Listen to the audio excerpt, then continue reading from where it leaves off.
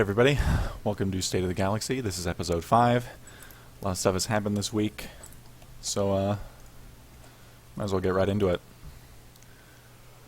So, 2.10 happened. Revan's behind it all. Just like we predicted. I was kind of hoping for a little bit more as far as reveal goes. And it looks like my OBS cannot find my game window, so Justin, can you talk a little bit about what happened with 2.10 and this, as far as story-wise goes? Well, I fix this? 2.10 is basically just that obviously Revan's behind it all. What I'm confused about, though, is that the voice of Revan sounds different from the voice of Revan in the Foundry. You think And so? I'm wondering if that... the same. It did not sound the same to me, and like a lot of people have made speculation posts on Twitter and on the forums saying, does this mean that it's not actually Revan? There we go, I fixed it. I guess that's a possibility, that it's somebody who found his stuff and is wearing it and is imitating his voice as best they can. Although it seems like, I don't know, there are people in the Republic who know Revan who would know, right? I would imagine. Yeah, that's true, but I feel like we haven't really had the people who know Revan involved, like, in that content so far. It's been, what, Lana Beniko and Theron Shan, Yeah. and then us. Yeah. But I was thinking that, like, people who have felt Revan's presence in the Force or whatever before might be able to tell the difference. I don't know. And I guess there's not that many people since he was freed from the Maelstrom prison. So, I mean, I don't know. It's plausible that somebody could still imitate him and get away with it. Although I don't know how you take control of a cult that way. I don't know, was reading part of me feels speculation. like they really stretched the Revanite thing. Like, it wasn't a big thing in the game at all, and all of a sudden they're behind everything. Well, behind just this latest string of Well, things.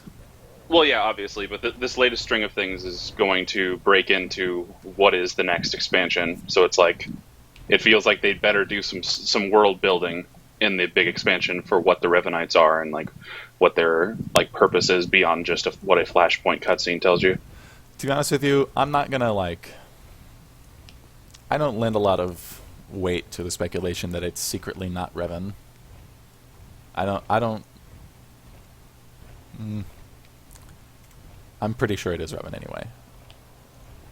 I don't know, I don't really have any reasons not to believe that it's Revan, I guess, other than the vague idea that its voice acting is different. I don't know. To me, he's Revan until proven otherwise. I don't know if I want to speculate further on it. Not that Yeah, that's true. I'm not shutting the topic down or anything. I mean, if there's any other evidence, go ahead and lay it on me.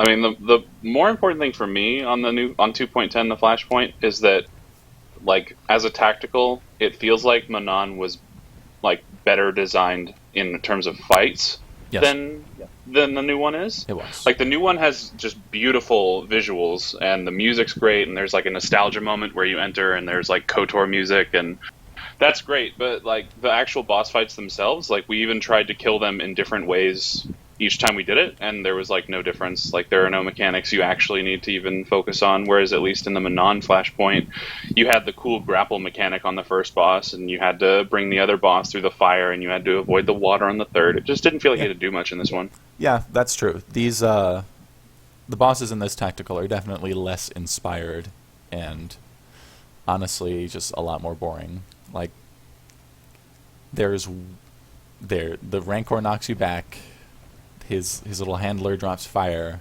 and that's it. And he has like 3 or 4 different kinds of knockbacks, but they're all the same crap, and you can't get knocked anywhere dangerous, so it doesn't matter. The other guy is Ad City, and I think Tenorus, you were talking about this. I tried to get out of that the second guy's knockback into laser, and I couldn't. I was not able to avoid I it. tried it with force speed and phase walk, and it still hit me every time. So I don't really know what the point of the telegraph is. Maybe it's for your group members? since you can just not avoid it. And neither could I when I tried. Anyway, and the third boss is only interesting in that it's 2 bosses. But they don't really do anything It has special. a Jargon Sorno feel to it. I feel like they could have made it really fun, but instead it was just sort of like window dressing. Yeah, I guess I was kind of getting that feeling too. More so with Derek than with Arcus. Arcus just chokes you, and that's about it. It seems like he kind of has random aggro too. Arcus, I mean. Actually, they kind of both feel like they have random aggro. Jukaro joins the fight partway through, and it doesn't seem like he does anything, which is typical for NPCs who join fights in this game. I think they could have done something interesting with that. Maybe they could have had him tear one of their arms off. That would have been fun. Isn't that called like Wookinate or something? Wookiee would know. But I don't. I mean, I guess that is what it's called. He has mentioned that before. But yeah, there was anything special from that Flashpoint gameplay-wise. Like you said, it was great looking, but then again, Manan was great looking too, and Manan also had that, for the people who cared, nostalgia music from KOTOR 1. It was more of a story thing on Rakata Prime than anything fun to repeat over and over again. The most interesting mechanic in the Flashpoint is the fact that the achievements reset every time you log out. You serious? Yep. Like the elite type stuff? Yeah, they kill 20. They do it 25 times thing.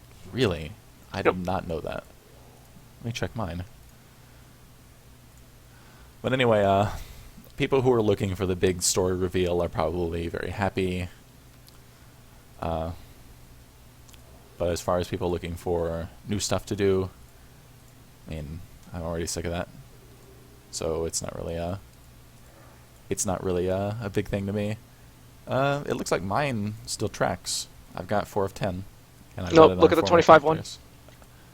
Yeah, that's true. Okay, that's weird. Maybe it starts counting once you hit 10, which is No, it stupid, doesn't. which It's all means over the 30 forums. which would be 35. No, I'm just speculating. Unless people have done it 10 times already. People have done it already. Oh, Yeah. wow. Well, that's Yeah, but really I- stupid then. Oh well.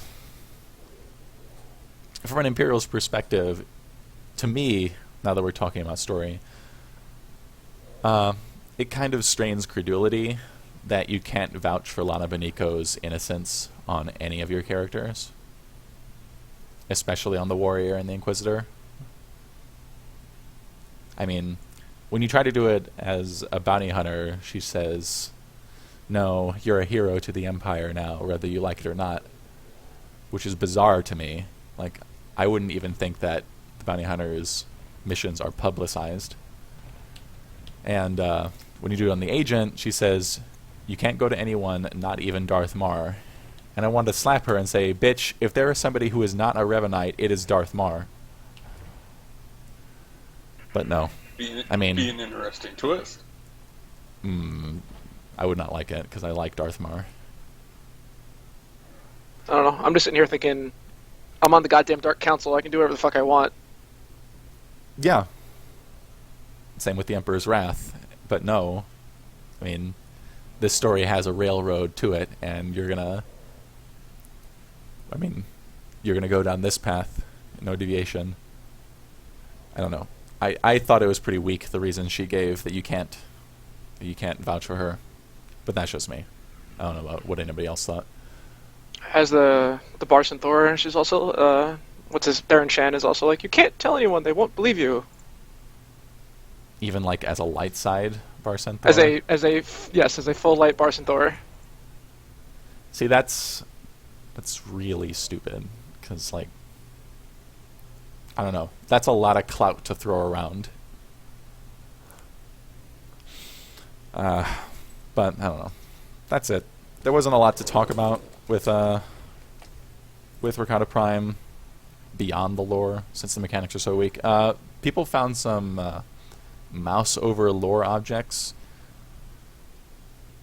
that reference the people who were the Rakata who were like the protectors of the temple back in Revan's time. They were pretty interesting, but other than that, it was pretty straightforward, very linear. This entire arc was to bring Revan back into the picture. So, I mean, that's pretty much it. If anybody else have any commentary as far as Rakata Prime goes before we move on? I like that it's relatively quick and you get a nice amount of story. But I mean, it's whatever. Yeah. People Fix the need to achievement. learn how to skip the trash and mountain climb. Damn it.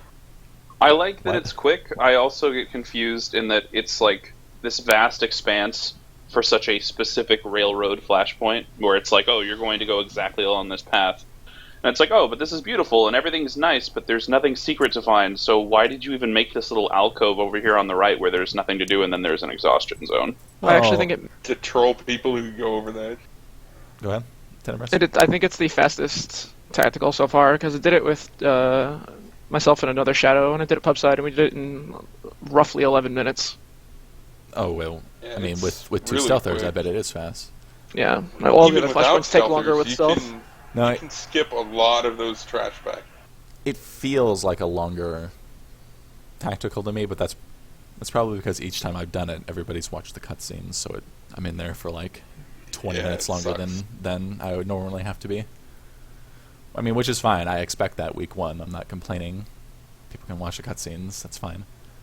By the way, I hope that they continue the path of cutscenes that they have taken with this new Flashpoint, because the cutscenes have never looked better in this game than they do in this Flashpoint.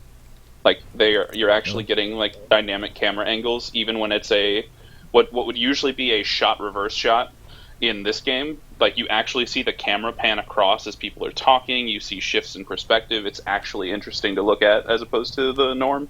Yeah, they can learn from the mistake of the prequels there. I did notice that, like, when you get on the holo call partway through, when you're getting into the temple itself, you actually have a view of Jakaro's ship from the outside while they're talking to you in the cockpit.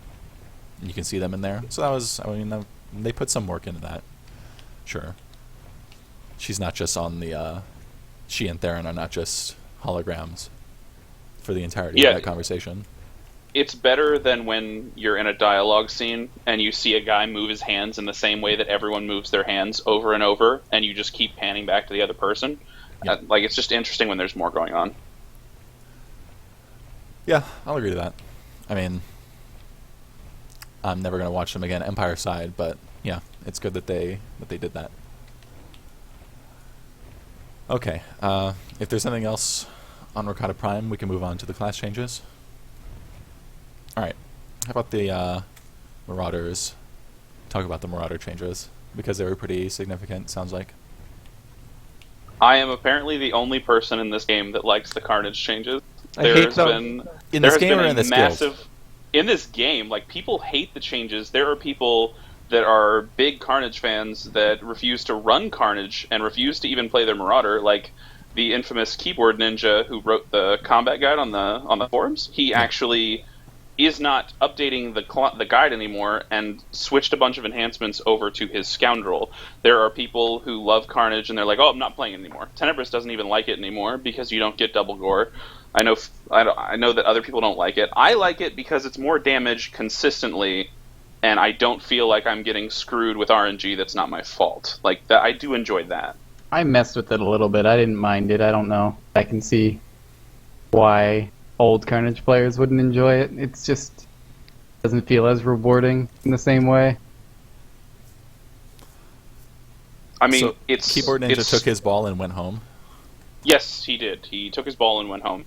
But what's interesting to me is, like, as much, like, I don't know, if it's less dynamic and it's less quote-unquote difficult, as people have said, at the very least, I mean, I can do 4K pretty consistently in Carnage right now, and I'm definitely not even using the optimized rotation or execute range yet, because I've just been fiddling with it.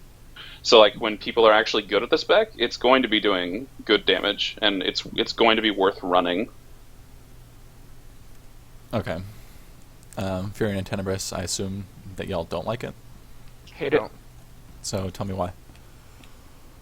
Probably just because it's different. not a really good reason. Okay.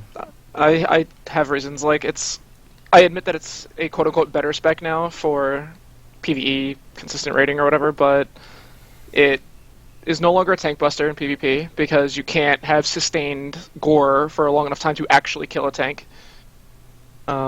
And if you are used to playing it from before, you would kind of rely on your opener, and the opener is so drastically different because you would almost always get your gore proc in your opener. Like, I can't recall the last time I didn't get it.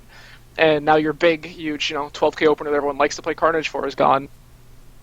That, Massacre, Force Scream, and then full Ravage Force Scream, doing everything 100% armor pen was like why you played Carnage, because it was cool. Like, you saw 10k pop up on the screen. You don't see it anymore. So, this Carnage was the spec that when I got opened on my Vengeance Juggernaut, that's what would almost fucking kill me when Marauders would do it? Yeah. Okay. Because I had just taken to like popping Saber Ward when a Marauder charged me, and I noticed that he was Carnage. Yeah, because So Core you- Ravage in PvP was destructive, but now it's on a longer cooldown, so their burst is on a less, the burst is more reliable but less frequent, and the frequency of burst is important in PvP. So I imagine Well- most Marauders will be switching to Annihilation now, if they weren't So- already. So here's my question on the PvP of you saying that it's a nerf. I can totally understand why that view would be there for like ranked war zones, like arenas. That makes sense to me. But in an 8v8, is it really that much of a nerf? Like, or is it, because it feels like to me ranked arenas it would be a nerf because like ranked arenas are so very short, and having that double gore can basically just global people if they're not like intelligent about cooldowns. But like in 8v8s, I don't see how it would be as big of a deal. It's probably not, but 8v8's completely irrelevant to all class balancing discussions as far as I'm concerned, so who cares? Well, that's fair. So is it just not viable for 4s anymore?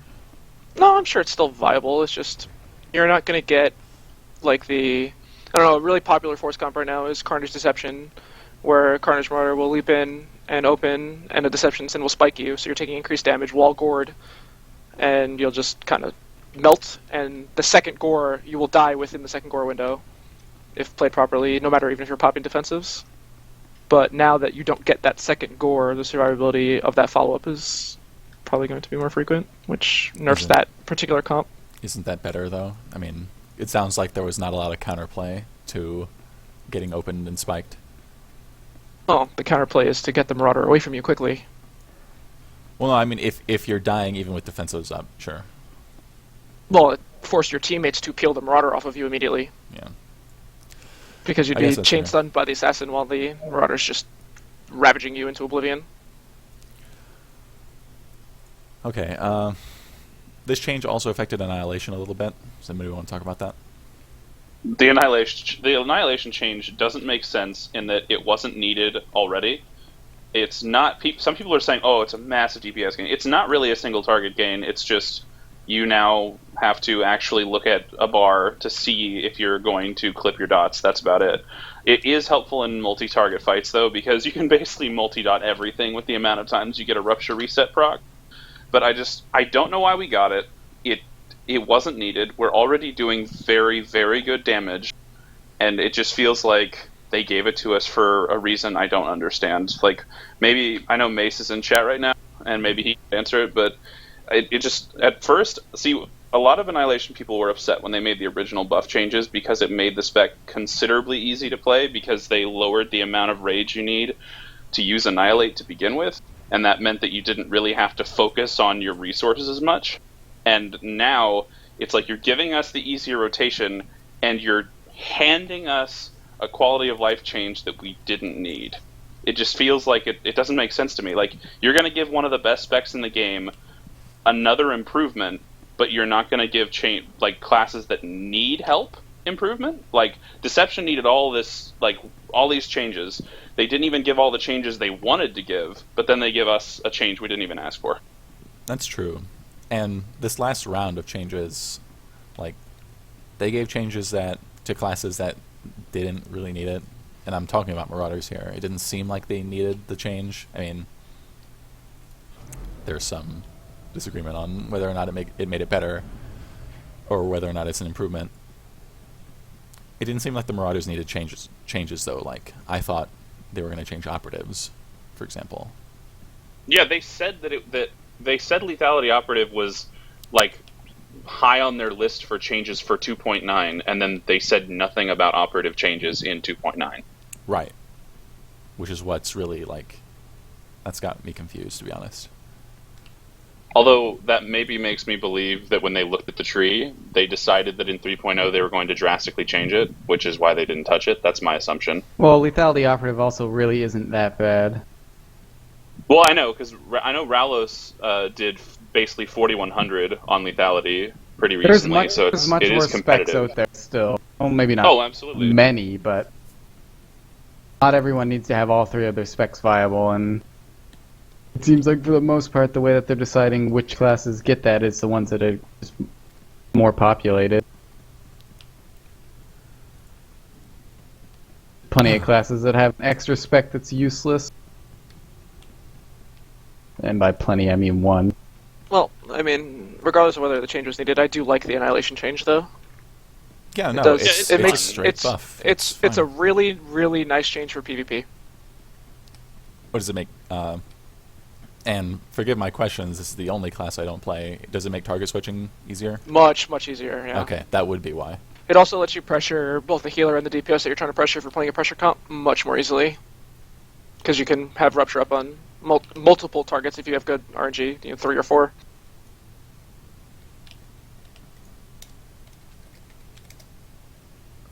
Okay, anything else on Marauder changes?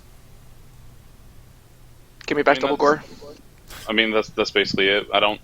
I'm interested to see what they're even going to do for 3.0 with Marauders, because I feel like we're in such a good place.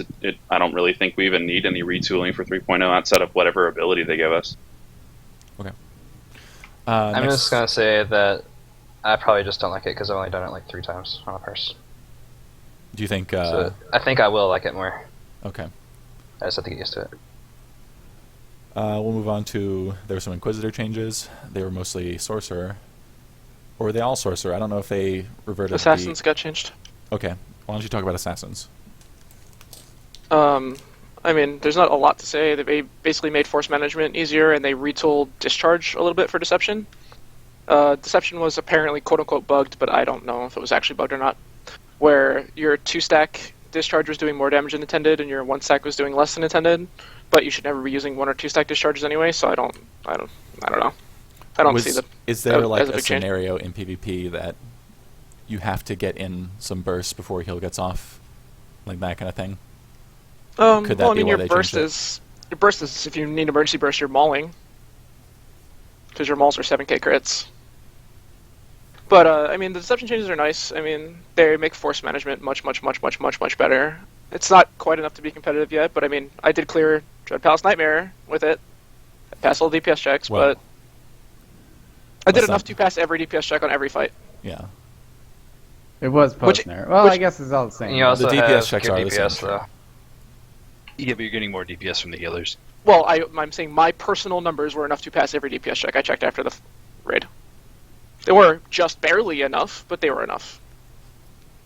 Basically, was- it's like imagine if your assassin was no longer an assassin, but was still able to do damage for whatever. Like if you did the equivalent of what a jug would do, like in that fight, right? Yeah, it's roughly the same as like a Vengeance on that fight, which is passable, but just barely. It's not great. I don't know. Needs more. We suggested a whole bunch of changes on the forums that they just completely ignored. So, nothing else to say. I mean, I guess the most kind speculation you can give BioWare is that they're saving the big changes for 3.0, which, I mean, is not an unfair assumption. But I don't know. What does this do for Deception that it needed in 2.10 that it couldn't have waited for 3.0 for? Well, Deception was completely unplayable in PvE, and now it is just barely viable if you are very good at it and have good gear. So, I mean, I guess that's a plus, but it's not great. It's a little bit nicer in PvP, I guess. I mean, you can get one more Voltaic Slash up before you're out of force. So it seems pretty minor. Like, they could have easily just not done it. Yeah, they definitely could have just not done it. I mean, I I know I'm in a minority here, but I'm a pretty high ranked player, so I think my opinion sort of counts. I don't think Deception's good in PvP anyway, so outside of particular burst comps, I don't think it's a good spec anyway, and nobody should be playing it, so whatever. I'm kind of meh about it. Played it. I feel like played them, it to see if it worked. Probably won't play it again until they make major changes. I feel like them like talking up the fact class changes in 2.10 and then making such minor changes to Deception Well- where they don't even implement all of the changes. It feels kind of like a cock block because it's like, oh, you're fixing Deception. Oh, you're not fixing Deception. You're just kind of doing something for it. It just felt like why would you even do that? Why not just like do something else instead? That's true, and for other classes, they did make some more extensive changes, such as for Sorcerer. And nobody in the channel mains a Sorcerer, but a lot of us have Sorcerer alts. Sorcerer's got a, 20% armor buff? Yes. Ridiculous. Brings them up among Ridiculous. other things. Ridiculous. How close to medium armor does that bring them? They're not actually close. It's like 700 armor rating away. Okay. So, it seems like all the changes, and I looked them over, it seems like all the changes were for PvP, pretty much. And specifically targeted toward healing sorcerers. Unnatural Preservation is off the GCD, which is very welcome to anybody who plays a Sorc. It probably should have been that way from the beginning. But other than that, it looked like everything they did was for healing sorcerers in PvP. So I do have one question about the Sorc changes, and Milas is in chat, so maybe he can answer. But I know specifically that the devs have said that they do not intend a Sorc DPS to ever bubble themselves, and that they say that it's not how the class was intended. If, like, with the 20% armor change, is it to a point where you can not bubble yourself and still survive high damage attacks with that armor buff, or are you But still expected there's no way to for us bubble to yourself? tell. The change came right as the top tier content's damage output was nerfed. I mean, that's fair. It's very, there's no way you can actually tell at this point unless you do some just math of old numbers. Well, Because I feel like maybe that was kind of the point of giving them that armor buff, because in the Sage questions with the devs, one of the biggest things was, oh, we need more utility in PvE. All we have is bubble, and then they're like, oh, well, we don't even want you to bubble in PvE. And it's just like, what game have you been watching, BioWare? What are you doing? I think that they're thinking ideally you shouldn't bubble, but I mean it's not a thing, and that's part of Sorc's utility, and it's like the only unique utility a DPS Sorc brings to the table over a mercenary or a sniper. As long as you don't have a healing Sorc anyway. Yeah, well, it's kind of like a defensive cooldown. Like, you think It is of a it. defensive cooldown. Yeah, if Shield Probe's a it's defensive unjust. cooldown, then so is that. Yeah, am I not supposed to use my energy shield because it takes because it's a defensive cooldown? I guess it doesn't take a GCD, No, it but doesn't. I was about to say, and then I caught myself. I think it's probably already spoken for. It said that even if he didn't have to, it'd be stupid not to do it. I mean, Yeah. So I guess that kind of answers the question. You do it anyways because, mitigating free damage. The only thing that's bad about it is that for him it takes a GCD, whereas Shield Probe, which I think absorbs more damage than his static Yeah, they'd be barrier, pretty close. doesn't. It's got to be close. I mean, if it's close, if I go lethality, it's probably higher. And there's also, I don't even know, Yeah, is it's it in a lightning that you get the increased bubble? It's lightning, yeah. And I don't think you can reach it in Madness without sacrificing damage. It's like 2 up the tree. But you have to go 2 up the tree to get some damage talent. I forget what it's called. But yeah, it's like Shield Probe, only it costs a GCD, so it's worse. And it's on a longer cooldown. So it's really worse. Which is an interesting position to be in, because Shield Probe used to be a shitty static barrier. I don't know. They could do weird changes there and make it like a healer talent to allow you to cast your bubble on other players and then just make it off GCD. But it's still weird. Yeah, they could. That is removing utility from DPS sorcerers, though. I mean, that's still useful. It's like, because remember, mercenaries didn't used to have Kolto Missile baseline, right? That'd be like removing that.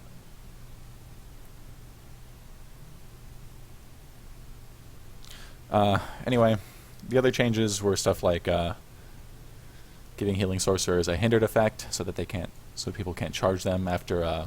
Is it after the bubble, the next overload? Is that how it works? It's kind of hard to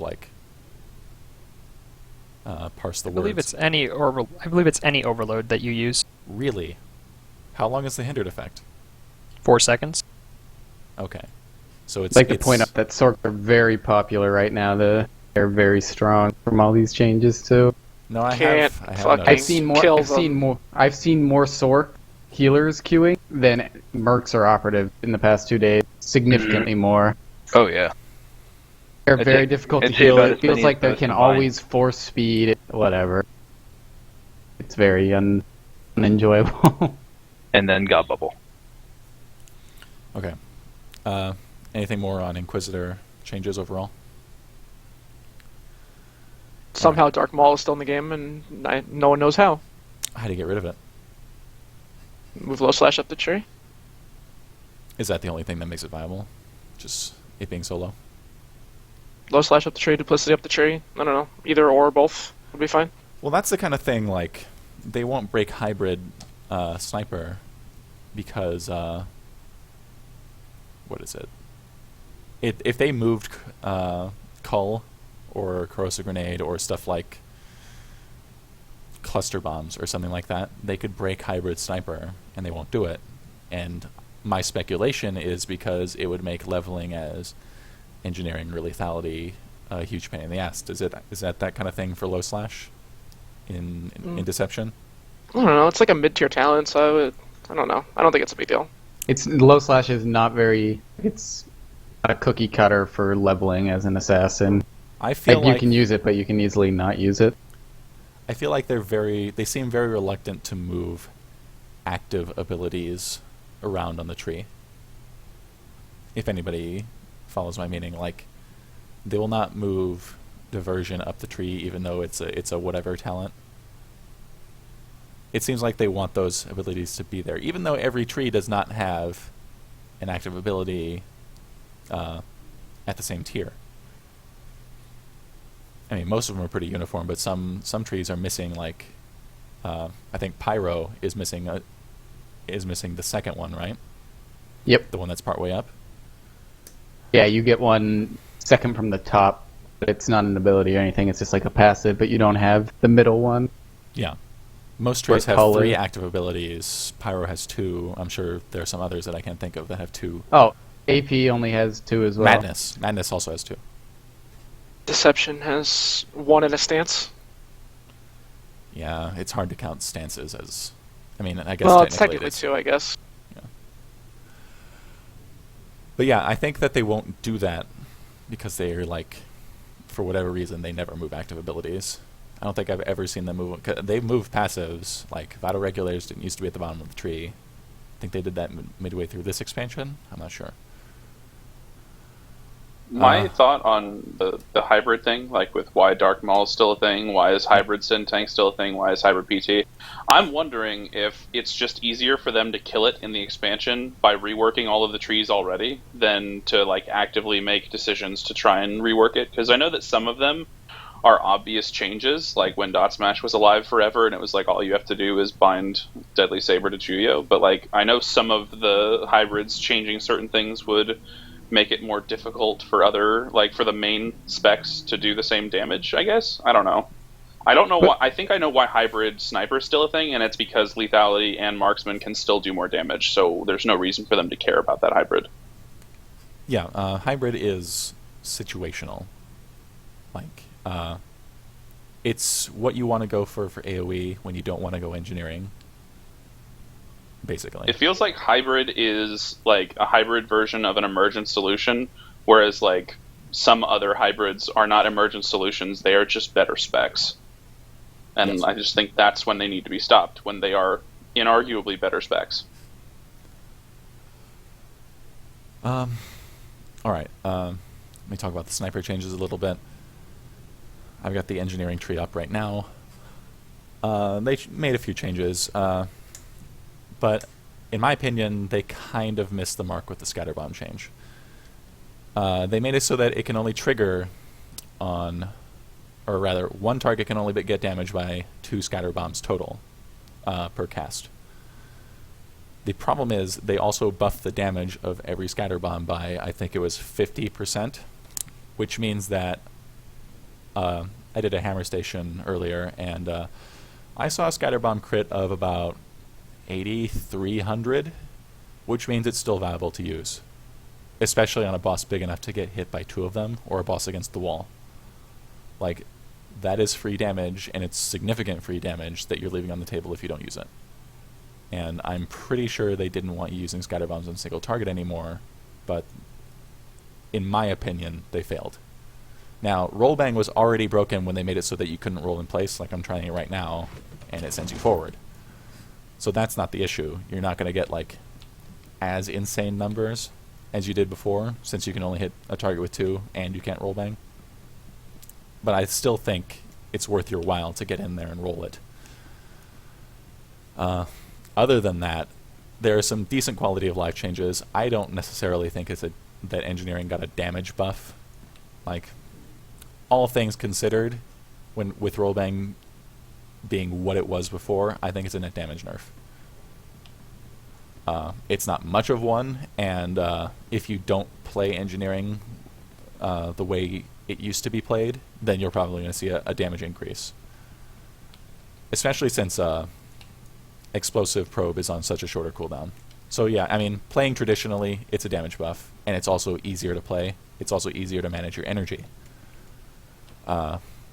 It's much less punishing if you make a mistake, because you can replace your plasma probe now. So, I mean, all in all, welcome changes.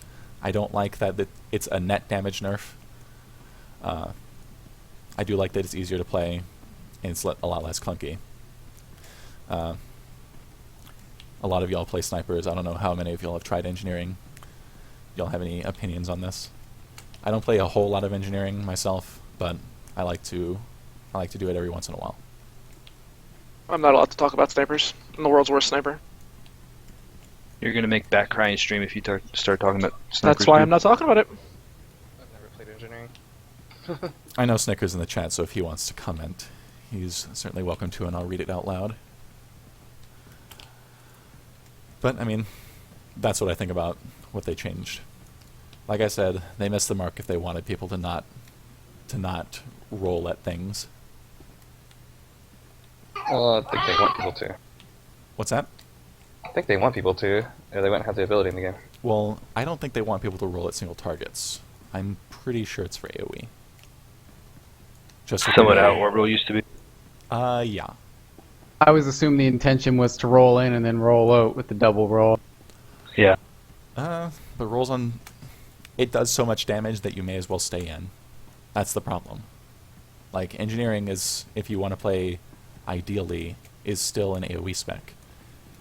And what you basically do is you roll for the free damage, since it also doesn't cost energy, and you use your things that are that only cost a GCD and don't require you to channel to slowly move back into position, like when you're putting down plasma probe, when you're reapplying your dot or your dots. That's what you do. You get back into position so you can roll again. If the boss is pretty small and you're only hitting it with one scatter bomb, maybe it's not worth doing. But I don't know. It probably still is, especially if it's critting for 8,300. I mean, that's more than Snipe will generally crit for. It also doesn't cost energy, so you may as well. And it looks like Snicker doesn't have any opinions about the engineering changes. His main opinion is that Bat sucks at Sniper. He did request that be read aloud. I've heard of such rumors. Okay. That, do you have a follow-up? I've heard that Bat is the best triple dot marksman sniper in the game, though, whatever the fuck that is. I've got to get those 3. Fact. It sounds like corrosive. I have not done that myself. It sounds like you get corrosive grenade, interrogation probe, and dart up on the target. It sounds really bad. Okay, Season 3 started. And there are a lot of people in this channel who have participated so far. How's it going? So many sorts. Yeah, it's all So many sorts. It's all Sorks, and Even Sork it's all DPS, very pre-mades, common. and it's all terrible matchmaking as always. Is it more DPS Sorks than before? Because Madness got that buff last... Was it 2.8? I think Yeah, it's but 2.8. unnatural preservation, man. So yesterday I didn't notice it as much. Today I played like 6 games, and there was 2 to 3 sorts in every match. My last 2 were 3 sorks and me, or me versus 3 to 4 sorks. I had 1 against 4 sorks. I guess I should specify sages in my situation. Yeah. It was all pubs. It's a but good point. So it's really like a... It's a class shift from Season 2, it feels like. Are there more people queuing? How are It the feels games like going? it's just the There are age definitely of more people. Inquisitor. There are more games. But that might be more Really? to this week, the Conquest thing. Oh, yeah, Well, it's that's the beginning true. of yeah, season you 2, so get a lot of conquest this week from doing just a game. You play a game, you win or lose, you get 250, I think it is. You win, you get 500. Yeah. Plus your bonus. That counts for ranked as well as Mhm. unranked? The Yep. 250, I mean? And you have the no, separate 3,000. no, it doesn't. You have to win your ranked game to Oh, get you credit have to win for the ranked conquest. Yes. Okay. I wasn't looking. There's, Okay, yeah, I'm looking. there's a It's- one-time objective for completing 10 ranked matches. And that's 3,000 points, it says. 6,000 if you have the buff, or the bonus from whatever planet you're invading. So yeah, that's pretty significant. Is it a lot of people who just want the points, do you think? Or are they, like, any good? And actually It's a trying mix. to rank? Yeah, it's a mix. How do you feel about them doing that? Adding ranked incentives? Do you like that? I mean, Tenebris, you take it pretty seriously, so do you want people in there who are going for points? I don't care if people are in there going for points as long as they're not awarding simply playing a game. Okay. I So have you not want them to seen change the more than objective then? Because it only requires you to play 10. yeah, but there's also a separate objective for winning, which means that there are not people in there just going into slash stuck. There's one for winning a ranked or unranked, but I guess so. I mean, the frustrating part about randoms queuing in ranked is like there's no matchmaking. Like if there was matchmaking, I wouldn't care because they would quickly filter down the ladder and it wouldn't matter. But there's not, so yeah. I hear, and Crack, you've mentioned this before, on servers with much larger populations, the matchmaking works better because the pool Yes, is bigger. I've at any seen particular point. matchmaking on Harbinger. Like, I've queued up at times with 5 to 6 friends, and 4 of us were in the 17s, and 3 of us. It's just if there's enough numbers, it'll prefer it. It will. I don't necessarily know exactly how it works, but I know that there's been 8 of us queuing, 4 of us in 1600s, 4 of them in like 1200s, and it would never mix match the 16s with the 12s. It just never did as long as there was enough people. If there was only 2 of us, it would put us together just because there wasn't enough people. But It sounds like we've got a small server problem then. and it's also kind of early too. Everyone's more or less in the same. There's not many people Oh, is at high up there. It's only been like 5 days. There's not many people above 1600 probably. Most people are still in the 13s or less. that's right? It resets your rank every season, right? Yes, I would really like it if BioWare would release their system for calculating MMR or LO or whatever they're using. Because They've said they're using ELO. I just don't know if it's like which version of ELO they're using because it's clearly not a standard version. it's not because I have Killing blows. I've had a plus spreadsheet going MVP for votes. roughly 100 ranked war zones, and I could not make heads or tails of why I was gaining or losing points remotely. I imagine this is a big request on the PvP forums. I don't know. Everything's a fucking big request in the PvP forums. They're psychotic. I imagine it cannot be hard to release the LO That's formula easy. because even huge games like League of Legends have released their formula. Well, see, but here's the problem. BioWare hates releasing metrics of any sort. They will only give you random percentages that don't have context. Like, they'll be like, well, in our metrics, 51% of Juggernaut tanks were successful in their ranked arenas, therefore they are... Like, they would just, like, say random stats like that. But they wouldn't be like, well, were they mean full with, like, tank the or were mercs? they hybrid tank? Yeah, well, like, they just did percentages for, like, every class, but they were percentages with no context at all. So it was just like, before I don't mercs really know were what that good, means. and it was like when the arenas were on the PTS, they just came out and said the teams that queued with merc healers won this much times more than any other healer, and we still haven't buffed Mercs or anything yet, but they must be good. I remember that one.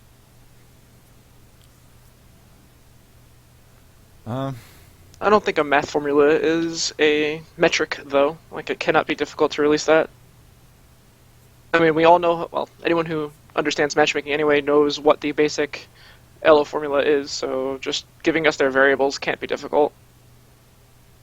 League has released it, right? But League is based around the competition, right? Yeah. I guess, I mean, no, I can't defend Bioware here. If they're going to release something that they're going to call competitive, then they should treat it competitively, I guess. So no. Well, I and mean, that's the biggest issue with this game. Even in their competitive modes, they allow you to bring super casual aspects into the game and ruin the competitive mode. Like with ranked PvP, they said that they wouldn't make it to where you had to have the top tier ability or even be an advanced class because, and I quote, it takes people's choice away. And it's like, this is ranked, and you're saying they can run into an arena naked because this is how they have fun. Yeah. People do That's get banned for it, very- though. I have seen it happen. Really, is YOLO YOLOquisitor Inquisitor is banned, really? or at least removed from ranked and stripped of his rank and all that stuff. He's not on the leaderboards, and I've never seen him again. Okay, so somebody is doing something over there. They're not doing it fast enough or well enough, but they're doing something. No, that guy, I mean, from what it sounds like, that guy was ruining ranked for weeks on end. No, I don't think he was if- running ranked any more than people queuing as 4 people on off times on low pop server. Well, I mean, that guy would go into a game on your team and basically make it so it was virtually impossible to win, right? I mean, he's a freaking I don't know. Inquisitor. He doesn't have an advanced Yeah, I class. know. I mean, nothing's impossible to win, though. Everyone needs to keep I that in know. mind when they're playing. I know, but he's giving you a severe, nearly insurmountable disadvantage. There are people, legitimately people, on Pop 5 I would rather, like, I would have YOLO Inquisitor on my team before I'd have them on my team, given the choice. See, I'm not trying to justify YOLO Inquisitor at all, but I'd probably rather have him on my team and play against 4 randoms on the other team than not have him on my team and play against a 4-man pre-made on the other team. That's yeah, the pretty four-man strong. pre-mades are... Well, but the He- four-man pre-mades are not very fair in YOLO queue, when it's like all of them are in Mumble together, all of them are on the same team But then together. again, I also admit there's not much they can do about that other than, like, there really isn't much they can do about that. Yeah, that's true. And to be fair, the ones that people complain about, at least on our server, are, like, legitimately good players that earn their rank, and when matchmaking does work properly, they're also playing against other people who have high ranked and are also usually in Mumble.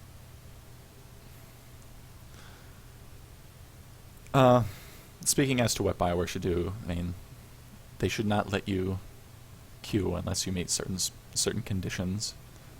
I don't think you should be able to queue unless you have 2018 naturally. Like whether I that's, agree with that. I mean, they should let a Broen in, I guess. They should. I've queued ranked in a Broen on many characters and done absolutely fine. Yeah. Yeah, and They there's should- no way they can force you to have augmented gear and stuff. There's still going to be a little discrepancy there, but at least 2018 expertise. And if they're going to do that, 2018 isn't quite the solution either, because you can have that in No. Conqueror. of course. I mean, really, they should take Bolster out of ranked PvP entirely and not let anyone queue with PvE gear, like when I did it earlier as a joke. They should take away... If Ten- you guys yeah. remember what they did with War Hero and Elite War Hero, Yeah. where they just They took took off the the expertise off the expertise. gear, they should just do that every time they release a new tier, remove the expertise lowest thing. That's also not a bad idea since it makes it so that gear isn't completely worthless. Go ahead, Kek. Oh, Okay. sorry. Because I've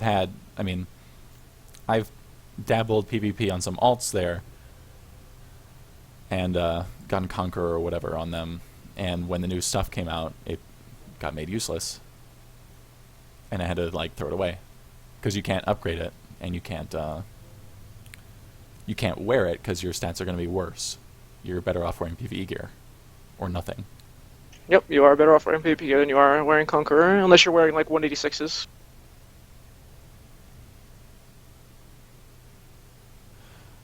Anyway, let's see. What I was going to say was they also shouldn't let you queue if you don't have a fucking advanced class. As to how you should have to spec, I don't know the solution there. there's like legitimate arguments for being able to hybrid some things. Probably not the tank hybrids. They need to just make you be queued as a tank or a healer with less points in the tree than is currently required. If you have, Because the Deception hybrid is like 16 points into darkness? That should qualify you as a tank. yeah, if you have, even I would go as far to say is if you have 11 points in a tank or healer tree, you are now a tank or a healer. That's it. And there's no reason. If you are not getting the top tier tree point in a damage tree, and you are going far up a heal tree or that far up a tank or a heal tree, and you should be classed as that tank or heal. That'll, like, whatever, easily destroyed. If you have 11 points in the healer tree or 11 points in the tank tree because you're trying to fake tank, and then you start getting queued against actual full tanks, you'll feel useless. Yeah, I mean, they need to do something. It is a competitive game mode, and they should make those adjustments. They might adjust the trees in lieu of classifying people differently for 3.0. I don't know. But yeah, anybody else got anything to say about Season 3 so far? Because if not, we're going into a little bit of 3.0 speculation. As far as content goes, here's what I think they're going to do. They're going to make every current tactical, minus the Zerka, into the new hard modes for level, I assume, 60. That means Kuat, that means Tython, Korriban, Manan, and Rakat. If we're really good and we have a good Christmas, we might also get Red Reaper and or Colicoid. I'm more hoping for Red Reaper than Colicoid because Colicoid sucks. Nobody likes Colicoid. Yeah. There's nothing to gain from it. If they do all of those... There's no reason to hard mode it, but...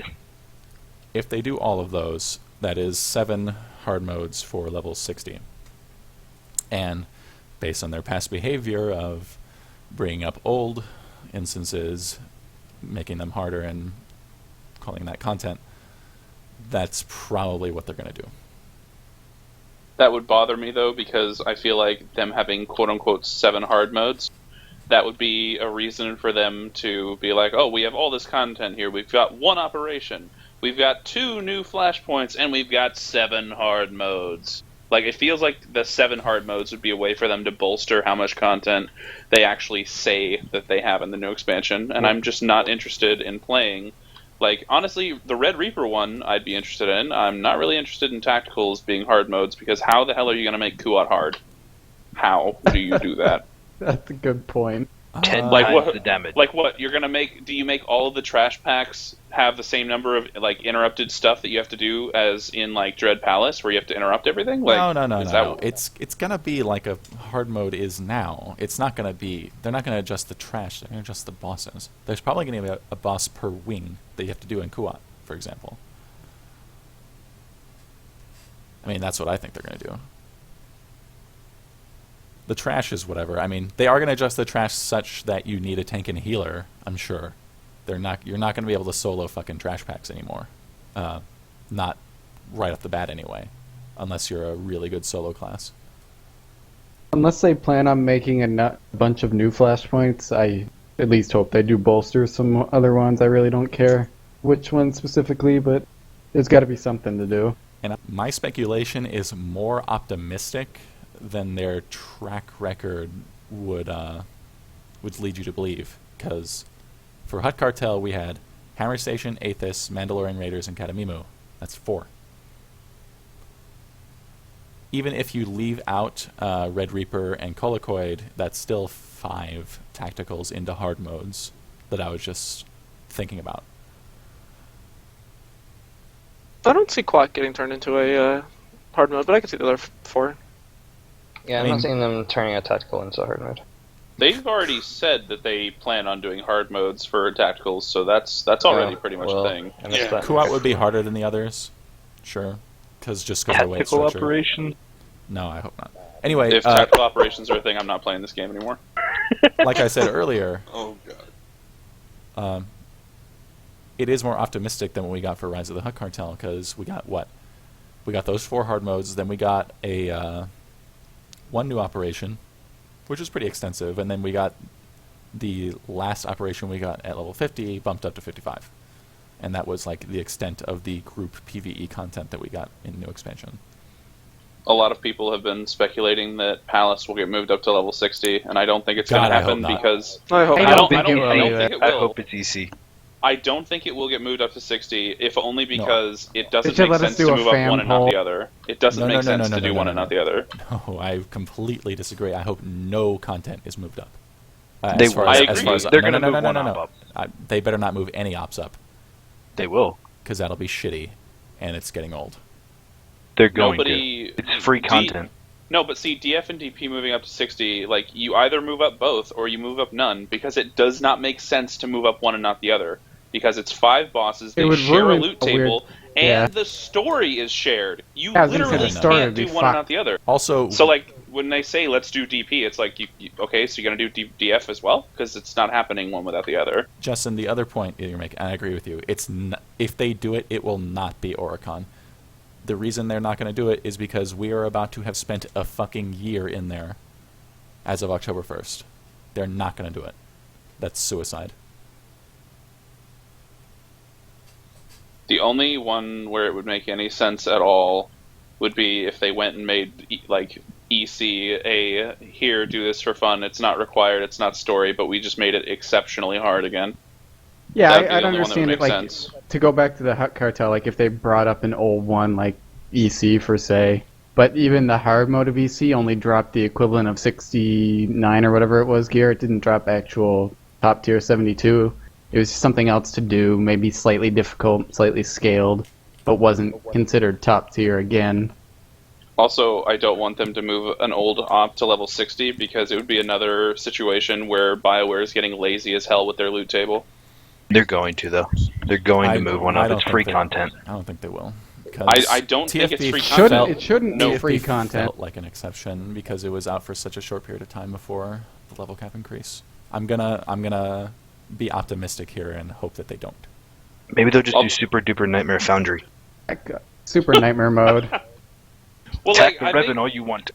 well, here's the other thing though. I think that I will say that if the options for operations are option A is you get one operation that's new, one operation that's old. Option B is you get 2 operations at the same time and it's short like DF and DP. Or option C, you get one operation at launch of 3.0 and then another one 3 months later. I think I'd rather have option C. They might do a KP. Like, how long after launch did they expand KP past the first boss? It was like a couple patches because at 1.1, I think they had the first boss of KP. No, It was like, they had oh, the you can try. They had the first boss at launch. Oh, they did? Oh, okay. Yeah. But it was not that long. It was a couple patches after launch. I think they might do that. I hope not, because like I want more content now rather than later. Although, to be fair, we're not even realizing that at most likely, at 3.0, there will be a Taboro-like boss as well. Probably. That will most likely happen. And if so, I wouldn't I'm mind it. Can I'm- it please I'd be the fine with it. progenitor? Please? What would that, what would that boss even be like? The giant Phyrexa. Oh. Yeah. I don't know. That's what I Can think. we please not get any Rancors in the next op? I feel like we've been Rancored out. Like, every friggin' Flashpoint now, it's like, oh, here's a Rancor. Every op, it's like, here's a Rancor. Here's a Mecha Rancor. Here's a smaller Rancor. Here's a casually more different Rancor. It's just like, I think I might be done with Rancors for a bit. I want my hut mount. That's all I'm saying. Look, I'd ride a hut. I know why they're doing it, Justin. It's because every new animal mount that they introduce, or walker for that matter, anything that doesn't just hover, they have to rig up a skeleton for and do animations for. So I mean, they're gonna get their return on that investment. Yeah, So- that's cool. I just don't. Like, put it this way: the next op where it's like Revan's the final boss, I don't want the second or third boss to be a Rancor. I just really would like there to be no Rancors. Oh, in you that. mean in instances, like not as mounts? Yes. He doesn't Okay, want I'm to fight sorry, I every other boss I as a misunderstood fucking you. Rancor. Yeah, it's like, oh, well, here's a Rancor in KP. Here's a Rancor that's not a Rancor but is basically a Rancor in EV. Here's a Rancor in DF. Like, it's just like, I'm done. I think I'm done with Rancors at this point. Yeah, I'll agree to that. We could use a little break from Rancors. Let's They're fight kind of Oral a little bit Brothers. too widespread. I could use a break from beasts in general as bosses. Unless they give you Yeah, Tempest to ride. it's not very spacey to have Or a beasts Cow as Dragon. bosses. I want to kill me some ricotta motherfuckers again. I don't. I ain't had They're enough stupid. of Soa. Oh, that is the other thing I didn't like about the Ricotta Flashpoint. It's that we went to Ricotta Prime and the Ricottans were weak little babies. Like, the bosses were, here's a Rancor. Oh, here's a person. Oh, here's two people that are not even from the planet. It's like, oh, but Ricotta. That's because those are the savage, disconnected from the Force Ricotta. Read the lore, bruh. I mean, yeah, but that's kind of like going to Yavin and not having to face Masasi warriors. I understand what lore is, but you're taking away one of the best things about the planet. Okay, what else? Other than hard mode flashpoints, it's entirely possible that they buff the current tacticals up to the new level cap, but I really hope they don't. I mean, that would just be supremely lazy. But, I mean, they could do it. I mean, the other option is that they have either new tacticals or they just don't have any tacticals at the new level cap at all. Which, I mean, I don't really care. What are the chances that they throw a curveball and don't just do hard modes, but do what they've been randomly throwing out rumor and speculation about, which is nightmare flashpoints? They've They been doing have that in a made long time, comments. though. No, but they've made comments in the past, and in the past I mean like 3 or 4 months ago. They don't And understand people how ask- much people would enjoy Nightmare Flashpoint. So Well, no, but the thing is, people ask, and every time they ask, Tate and Courtney get this goofy fucking grin on their face, and they're like, "Well, anything's possible." And it's just like, Phew, I phew. feel like, yeah, exactly. It's like I 6 feel like years it would be later. interesting. It's like, oh, what would be funny? Oh, here's Lost Island, and it's in its pre-nerf state, and it's like tuned to do damage that's like catastrophic. People would be fine Don't with that. worry, I know they'll reuse Devasta will get Foundry. an erection. What's the reward there, though? What are they going to give you? I mean, I know there's bragging rights and all that, but what you're not going to have that kind of content without giving people a like in-game reward for it. Is it going to be gear? And if it's What are gear, you getting from flashpoints now? if it's you get gear from flashpoints. So if it's gear, how do you are you going to balance that against operations gear? I think you could, okay, like, let's say when the new expansion comes out, the equivalent of Arcanian, the story modes, I think giving those Flashpoint story mode gear is fine. They could just give the same gear as regular mode, hard mode, whatever, and then also give mounts that don't drop in there or something. So you think cosmetic things would be enough? Sure. Honestly, I think that if they do quote-unquote nightmare Flashpoints, they should probably have more tank drops that are not shitty B mods. Because I've noticed a severe dearth of tank drops that any tank would actually want to take in operations. I think that there's a way they can do it, and I mean, I hate to bring this up again, but WoW did something like this. It was called challenge modes, where they would standardize your gear and then send you into an instance, a 5-man.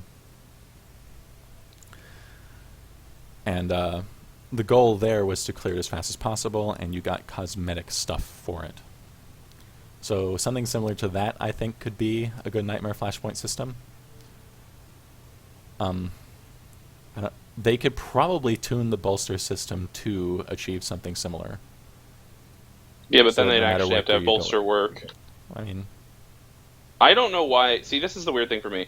I don't understand why bolster is such a variable change where different levels of gear give you a different kind of bolster. I don't know why they don't just give you a flat stat set. And they don't do that. Oh, you have Kind of like the 72s? recruit gear.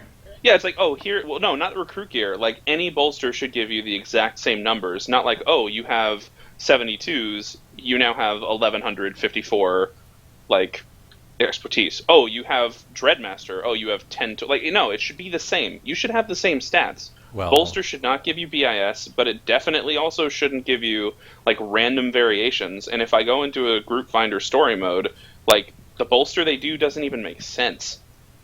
I think the logic there is that they want your gear to matter a little bit. Like, if I go in there with Dreadmaster gear, and have 41,000 health and everything. I'm gonna get hit harder because I don't have any expertise compared to the guy in Underworld gear, but like all my combat stats are better just based on the gear I'm in. I think they don't want to neutralize your gear entirely. At least that's my theory of why they do it the way they do. I mean, but they can tune the bolster system a little differently if they want to do Nightmare Flashpoints as a sort of WoW challenge mode type thing.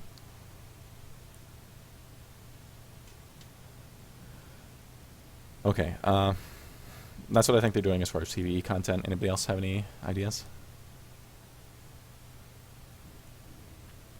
I wonder if they're going to do any species, because I feel like Cathar was not popular, and I feel like they're giving up on the whole let's give them more species idea they had. Yeah, it's not really that big of a deal, I think. Well, originally they Yeah. were like, well, we're gonna give people all these new species options, and it's kind of like, nope, they're probably not going to do it ever again because Cathar was a dumb species to try it out on. I don't know if I agree with you. I think it was a fine species to try it out on. The problem is that changing your species has no effect on anything. There's no passives, or racials, or things like that, which would be Yeah. kind of cool. It's just flavor, and unless you're an RPer, you don't care. Generally. But like, you go on Evan Hawk, and there's not even that many Cathar. Like, it doesn't even work for RPers. RPers don't care about it unless they're furries, and well, that's just going to happen in a small percentage of any population. But Can you imagine though if they gave us like Wookiees? Like, the fleet would look like fucking Keshi. I mean, I would not Yes. have changed a Wookiee. I would have a Wookiee. Well, didn't they say they would only do stuff to speak basic? Correct. They're only going to do stuff that's human-sized and shaped. And Because speak that's all they basic. can do. No, And that's they not said all they they- can do. It's because the It's class gotta do colors with don't make gear. sense. Also the It gear. also has to do with gear. Like, and none of the gear would look anything like what it should be. No, but then the other part of it was everyone's like, "Oh man, I'd love to be a Voss." And they're like, "No, they're not going to do Voss because they even said they want Voss to be exotic and rare. They don't want people running around as Voss in this game." What? That's not what I heard. Yep. I heard that they wanted Voss, like...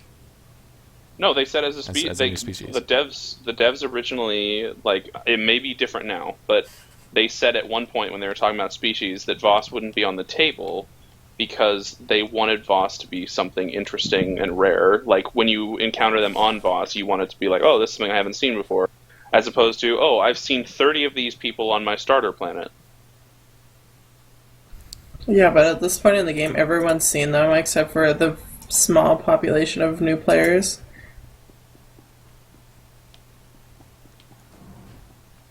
I mean, I don't know. I don't think Voss are anything special, so I don't really care if they make them a new species. It's a pretty easy one for them to do since they're the right size and shape.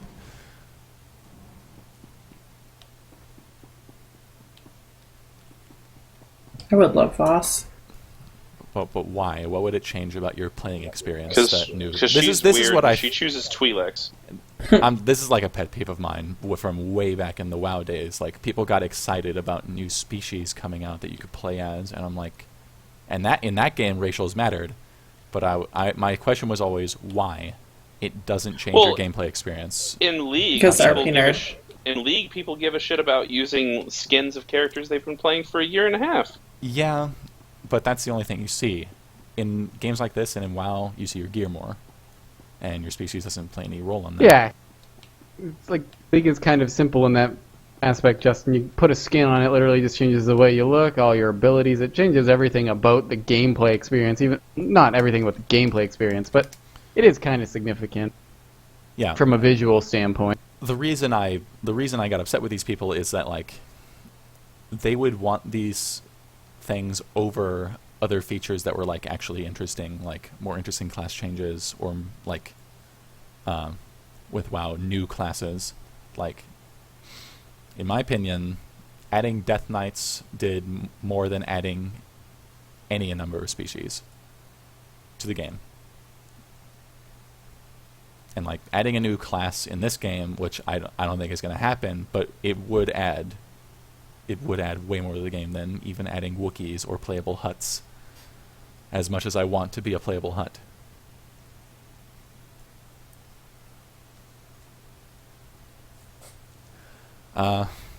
speaking of gameplay changes, what do y'all think they do to the talent trees in the new level cap? Because that's assuming they add 5 more levels. That's 5 more talent points.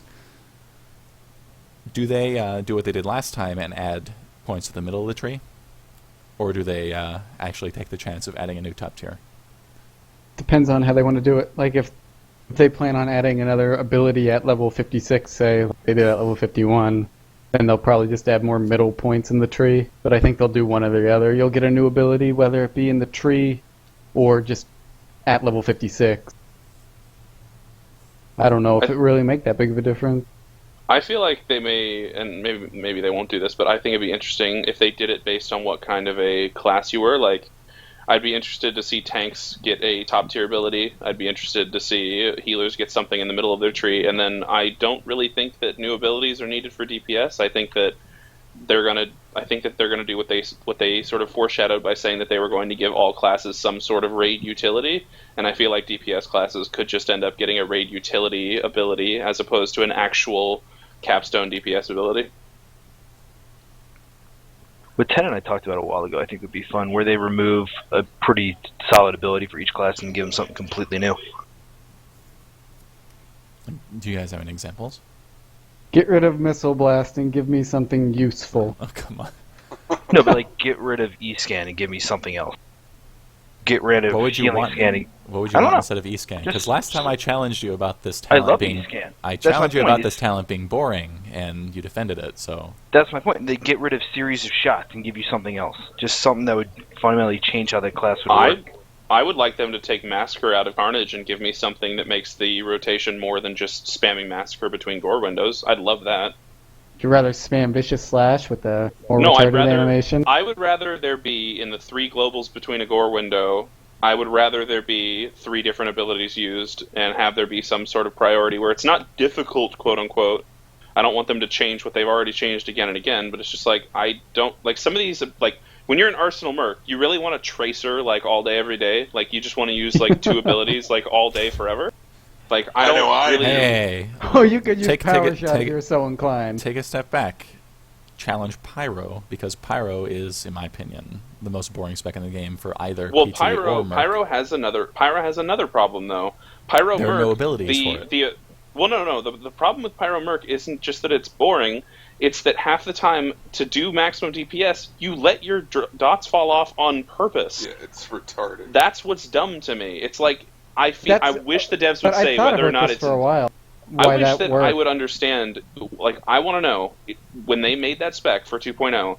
Did they intend you to let your dots fall off for 7 to 9 seconds at a time? Did they intend you to have 2 different rotations, one being your main rotation and the other being the unreload rotation? Like, it feels weird and clunky, and I just don't believe that they intended the spec to work like that. I tried to think about why you do that too in comparison and not on like a power tech. And the only conclusion I could come to was just how heat management works between the two. Because the upfront heat from casting an ability, i.e. your dots, messes with your heat management rather than when you do a cast time for your heat on Power Shot. Maybe it's time for them to get rid of the shared tree and give them unique ones for each advanced class. You think so? That would be a bolder That's change. a lot of than I- work for them. Yeah, that would be a bolder change than I bet they would make. But if If they want to they- diversify Just them give a us little WoW bit, trees and get it over with and kill these stupid hybrids. No. No. I Oh, don't you like guys know that what they kind of did? stuff. Okay, Gross, let me explain. I didn't play in this era, but I played right before it. They basically got rid of trees as you imagine them. There are no trees. You basically pick a spec. So let's say you're a warrior and you want a tank. You pick protection, and you get everything protection warrior needs. You do not have points to assign. Nothing. And wait, there's say again. Go ahead. silly. That's stupid. It's really dumb. I hate it. There are talents to a point, and they're split between, I believe they're all active abilities, and you get basically 1 every 10 levels. Wait, is it still But- at the point where they have like the 9 rows and you pick one ability from each row and go all the way up? Yeah, if you Or ever are played, yes, it is exactly that. But every spec has access, I believe, to the same talents. So your spec is separate from your talents, which are not talents as we know them in this game. They're active abilities that are like generally for utility. Some of them increase DPS, but they're meant to be a preference thing to change the way you play.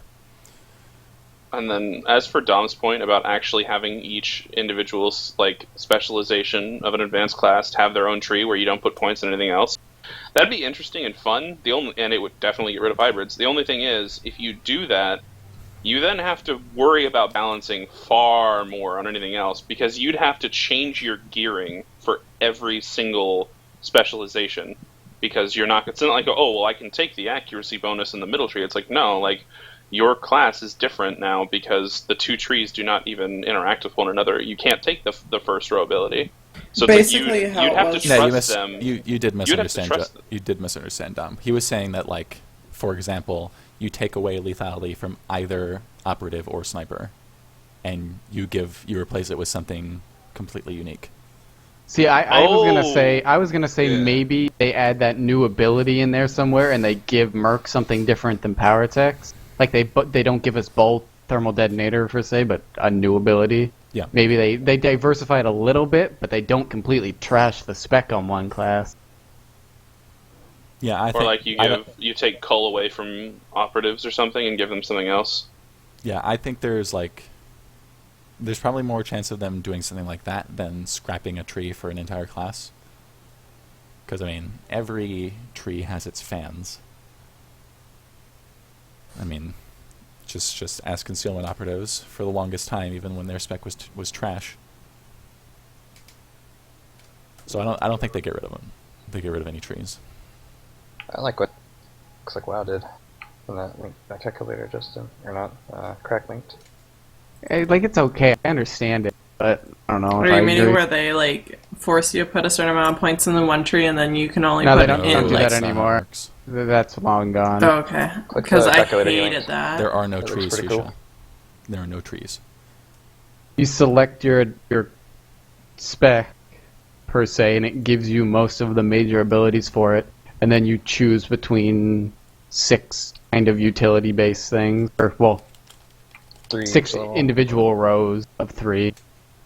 You get 6 utility-based abilities out of a total of 18. And you can do mix max anything you want. It's kind of cool, but it's kind of weird too. I don't think they go that direction in this game, probably I because don't like they're that. one, they are afraid, and rightly so, of copying WoW way, way, way too much, which they've already done. I mean, this is a WoW talent tree we're working with, even though WoW doesn't use it anymore. I don't think they go that direction either. It's also pretty ambitious for something on the level of Rise of the Hutt Cartel. I would expect like a bigger expansion to do something like that, if they ever get around to something like that.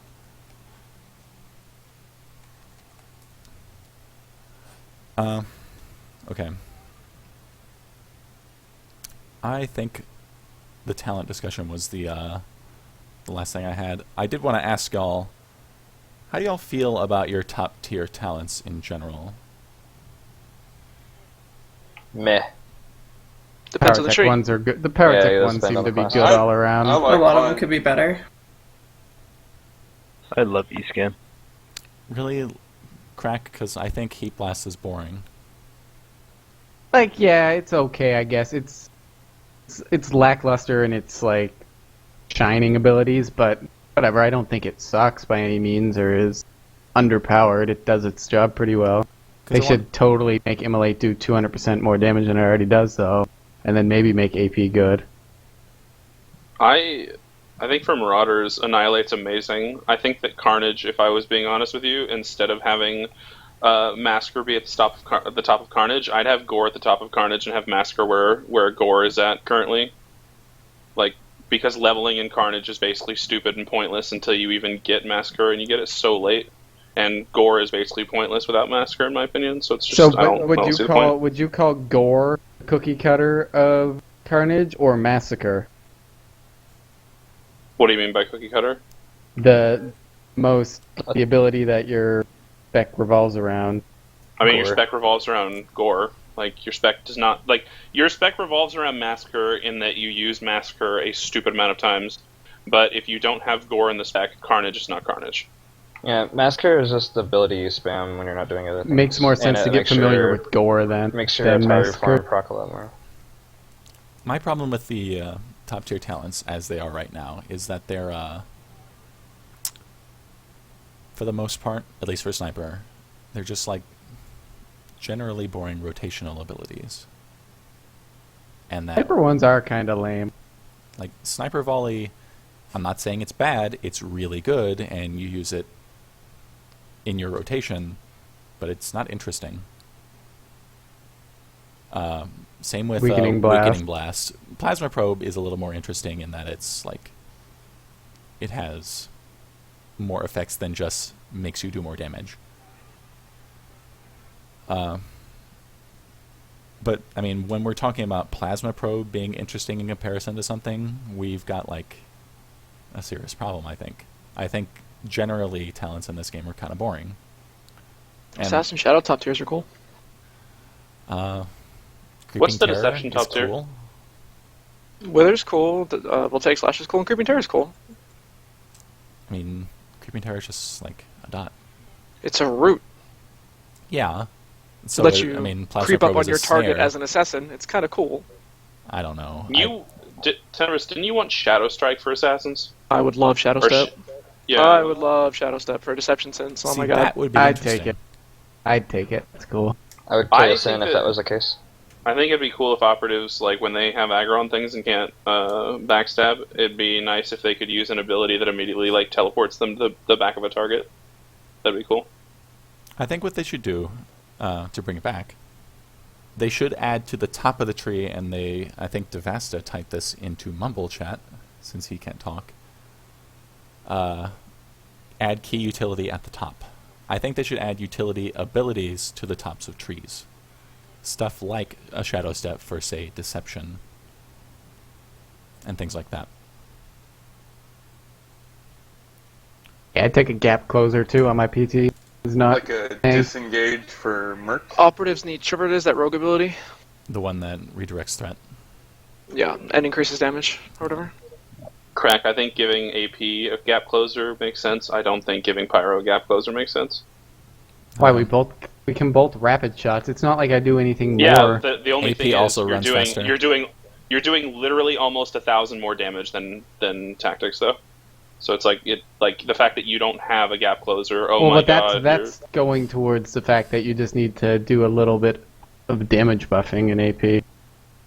I think think it's that's- more than a little. I think AP is like the worst performing AoE spec in the game besides Probably maybe Rage Jug. It probably does less damage than a Rage. Oh no, it probably does a little more than a Rage Jug. Yeah, Rage Jug is like 3,500. I think Tactics can do like 36. I've done like 5 passes on Tactics and it's been 36 every time. Yeah. It's 36, pretty easy. I'm sure you could get 37. No. Anyway, if they added stuff like that to the tops of trees, I think that addresses my issue with the fact that getting to the top of the tree doesn't really feel like you get much. It also, I think it would also discourage hybrids quite a lot if the utility is like significant. But I mean, attacking Would the you problem of hybrids, there's a lot of approaches to that. That's not. the Would you only one. consider something like Shadow Step a utility ability? Yeah, I mean, Because that may be something along the lines of what they're thinking. yeah, I mean, like I said in my example, like Tenebrous brought up Shadow Step, and I said, yeah, you could give that to, like, say, the top of the Deception tree. Because Madness already has a root in Creeping Terror to catch up to people. Positioning Deception could probably... does Deception run faster than Madness? Yes. Oh. Was it 15 mean- or 30? It's probably 15. It's 15. Yeah. So, I mean, I guess Deception doesn't need the mobility quite so, but, I mean, I don't know. Oh, it does. It desperately does. Yeah, Madness... Does Madness have more range? Is that it? Venice has 30-meter abilities. Is Creeping Terror 30 for Madness? Yes. Oh, wow, I thought And that was just for Deathfield. Sorks. And Deathfield now. Okay, that's pretty good then. And yeah, I could see them doing that to deception, stuff like that. Honestly, I mean, you don't need to gap closer with force speed in PvP, because you're not closing height generally, unless you got knocked off, in which case you should have to run background. But for PvE, it would be a really nice buff, because it's very hard to stay behind targets in PvE without Elite. Yeah. I mean, it would certainly help in fights like Tyrants and stuff like that. Also, I mean, even in Council, when you get SOA'd, to get back to your target. You could also use it to avoid mechanics, which is pretty nifty. Yeah. Things like that would be welcome. I don't think that we need, flat damage things. Because I don't think they're that interesting. I don't think we need flat healing things, because I also don't think they're that interesting. Things like Emergency Scan, which I've attacked relentlessly. But Instacap. I know, Kek. I know why you like it. I'm not saying it's bad. It's just boring. It's also a Stargate. Stargate. It's a Stargate. Look up next time I E-scan you. It's a fucking Stargate. Oh, you mean the animation? I mean, It's a yeah, Stargate. that's window dressing around a very boring ability. I mean, you could say the same about Voltaic Slash, but it's a really fucking cool window dressing. I'd like a big Sure. bomb fucking heal that's 3.5 seconds, but does 20k. That'd be awesome. Extremely efficient, extremely long cast. Have fun holding thread off me with one of those. Yeah. Well, you No, give them and 3 whole also- seconds. Might be able Also, to do it. make it to where the 3.5 second super heal is not affected by alacrity, so it's always going to be deciding whether or Yeah. not 3.5 seconds is worth it. Yep. You could just make it a really high cost ability. Fuck that. That would defeat the purpose. Half doesn't my need to be- resources Or for have an a long cooldown, 5 minutes or something. I'd pop Power Surge right before. I Let's get didn't- rid of that cast time completely. I didn't Oh, but plan it- on this, but do you guys want to talk about Alacrity a little bit? What you think they should do for 3.0? I miss it. They're miss it. increasing Alright. it. They already said they were. Oh, I know they're shit, period. increasing the ratio, but that still's specs like lethality as they exist right now are still not really gonna care about it. I miss it so much on my mark. They need to do Do you some mean math and speeding determine. up the duck ticks or something? Yeah, they could. It would have to be a combination of things. I think. I think they have to speed up the dot ticks. They could do the same thing with HOTS. It already If they did affects- that with HOTS, that would be OP. I mean, that's what balancing is for. You'd have to. All this is under the umbrella that they adjust the numbers accordingly. Of course. The other think they thing that need- they can do, and this is way more ambitious than I think they're going for, they could also reduce cooldowns by alacrity amounts. Yeah. Mm. Be More nice. interested in it strongly affecting GCDs. Well, Or, It does affect GCDs. strongly, I said. So Well, or maybe put it into a spec or something. Because Carnage would be amazing if you could just go really fast. I don't know. see, Well, the problem with there's it one is- problem with let's say you reduce the cooldown on an ability, right?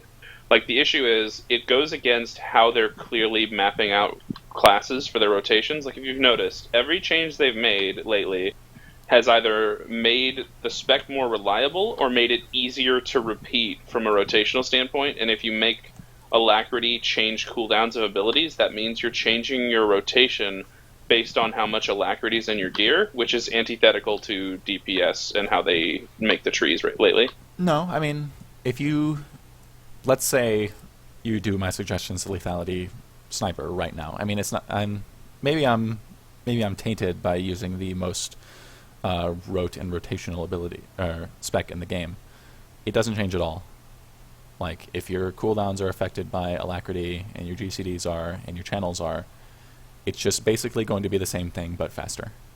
Yeah, but the problem is it's not equal. So alacrity is supposed to help with resource gen too, but the problem there is if your class uses any sort of resource that you can easily starve yourself and then do no damage, like heat or energy, not rage or not, well, just basically warriors, then it kind of ruins you because the faster you do your rotation doesn't necessarily mean that your resource management is going to be ideal either. They need to fix that, I think. If you're spending X amount more heat every X seconds, and you need to be able to regen that or vent that much too from the Alacrity. Otherwise, it's just never really going to work unless you're a class that isn't starved by resources. And Justin, I do remember what you're referencing in the chat, that everybody thought Alacrity was going to be great. Because I actually thought that it was going to affect dots, and I was really excited. And then I found out it didn't, so it sucked. Yeah. I've heard people say over and over that Alacrity needs to be like Haste, and seeing that I didn't play WoW, I'm not sure I understand the reference. That is what it did in WoW. Eventually, the way they made it work was the way it worked was it would just like speed up the dot, like it would tick down faster. The way they eventually changed it was every time you reached a certain threshold of haste, it would add another tick, and it would of course tick faster as well. I mean, see, there are no set threshold; it all depends on the dot. Go ahead. My thought on that is that, like, so for instance, like I know that the only class I really understand at a major level is Marauder, but if I take that idea of haste and I apply it to Marauder, that means that already Carnage is fun and I love it, but Annihilation's still better, and you can easily create burst in Annihilation. And if you're giving me the option to make my dots tick faster and give it an extra tick, I'm basically never going to play another spec ever again because there's not a point to. I mean that depends on how fast you can get Carnage to go. But I think Marauders would benefit the most from Alacrity buffs in comparison to other DPS classes. We would, sure, but like if you make my dots tick harder and give them an extra tick, I will never run Carnage again because I'm already doing more damage than Carnage can, and I can create burst. And since there's no double gore, I don't have to have Annihilation compete with double gore burst. I have to have it compete with single gore burst, which if you give me haste, I can pretty easily compete with that if you're going to give me Berserk and Rupture and Ravage and Deadly Saber all in the same window. I don't even need to annihilate and I'll get that burst. Well, like I said, any change they make has to be made under the umbrella that they balance abilities around it. Which may be why they won't do it. Which is sad. I don't know. Yeah, under the current system, what you're saying is true, but I'm hoping that if they change Alacrity, they also rebalance the trees so that things like what you're saying would happen don't happen. Yeah. And obviously anything I just said would be under the premise that they don't change how Annihilation works. Like, it's just an idea of, I don't know why they would make such major changes to Annihilation, and I say major, but realistically they did inherently change the class. And then just throw it out the window in 3.0 and be like, remember those awesome changes we gave you? They're now gone, and here's a completely different priority. Yeah, but I don't know. You should expect to have to change your rotation when an expansion comes, I think. I'm excited to change my rotation. I'm talking about changing the way it plays and having to completely like change up priority systems. Like that's they're what I not mean. they're not yeah, like that's cool, but like if you notice the classes that are probably going to get stupidly major changes, like snipers and operatives, yeah, they didn't touch them in 2.10 changes because it was obvious that there was not a point to. Like, I don't think that the changes they're going to make to Marauder are going to be that big. They did. I really don't. They did change snipers for one. They but changed. Are you afraid that they won't change changed. Marauders because you got changes? I'm afraid that the only change I'm going to get is the equivalent of one filler GCD window. I'm afraid that all I'm going to get is Twin Saber Throw, but a different ability. Like where it's like, oh, it's just a free. It's no, like, oh, it's a free GCD once every 18 seconds. Like I'm afraid I'm going to get that where it's like every 2 to 3 full rotation cycles. Here's another global, and otherwise it's the same. And obviously, do you think you're the only one who got screwed in comparison to the other classes? I do not. I do not think I'm the only one who got screwed. I'm saying that in the next expansion, I think that there are going to be some classes that will not play anywhere near the same classes as they were pre-expansion. And I just looking at Marauder, they're in such a good place right now, and that's great. I'm happy for it. That I don't think we're going to get that many changes, and I don't think we need a buff. I don't want a buff, but I just don't think we're gonna play differently. And I think some classes are going to play like completely different classes than what they were in 2.0. I'm going to be optimistic and hope that you're wrong because it's good for the game when classes change in that way. I mean, it is bad in the sense that if you really like the playstyle, it might change or go away. But it's good in that it keeps the game fresh for everybody who's kind of getting sick of the same old, which is what an MMO needs to do. I'm a very big proponent of keeping gameplay fresh in an MMO, because that's what retains players, at least players like me. Because like you can come out with all the content you want, you can come out with a new operation every 6 months. If you never change what I'm doing in that operation, eventually I will get bored. Yeah, I'd like it. I think new overall class changing abilities should be encouraged as frequently as possible. Really, maybe not extremely frequently, but if the power tech was the same thing forever, or if the Merc was the same thing for 2 years, everyone would get bored of it. There's no. Eventually, you will just get bored, and like, you sound scared, Justin. Like, I like where we're at right now. I don't want to have to learn everything again. No, I know what I'm doing. No, I'm excited to have to learn. I'm one of those goofy parse heroes who sits on a dummy for hours and thinks about things that don't matter. But I just for me, what would make me happy is if they took away Bloodthirst and then they gave me a new ability where it wasn't just I throw this in as a filler, but I literally have to decide on certain globals, should I use this ability or use the ability I've used forever? Like, do I use X new ability or do I use Annihilate?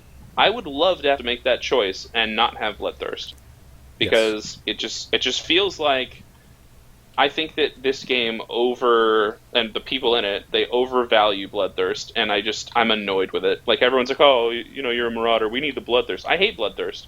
I'd love if they took it away. It's a waste of a global for me to activate Berserk, and to not activate Berserk and activate Bloodthirst instead.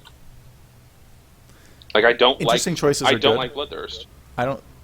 I'm not so sure that Bloodthirst is bad per se. I mean, maybe it is. It's bad in that up until literally this last patch, if you had a Marauder and you had an Assassin by the same person and they did the same damage, you brought the Marauder. Like that was, and you can even say, oh well. Why not? If they did the same damage, then there's raid utility, bro. Like, it is logical to bring a Marauder over Assassin if they're identical and one has Bloodthirst.